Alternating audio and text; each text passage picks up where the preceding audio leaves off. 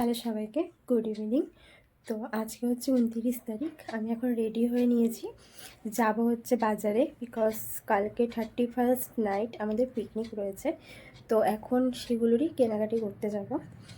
তো আমি রেডি হয়ে নিয়েছি। প্রচণ্ড শরীর খারাপ, প্রচণ্ড ঠান্ডা লেগেছে, কিন্তু যেতে তো হবেই। তো আমি আর আমার একটা ফ্রেন্ড বেরিয়ে পড়েছিলাম কেনাকাটি করতে সব জিনিসপত্র। তো আমি বাজারে চলে এসেছি। কিছু জিনিস কেনার পর আমার প্রচণ্ড কষ্ট হচ্ছিলো, যেহেতু খুব ঠান্ডা লেগেছিল। তো একটু চা খেয়ে নিয়েছিলাম। শরীরটা সত্যিই প্রচণ্ড খারাপ ছিল আমার কালকে।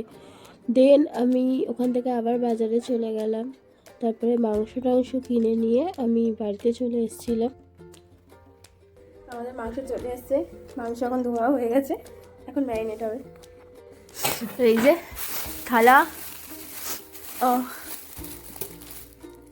গ্লাস আর সবজি যেগুলো দরকার সেগুলো।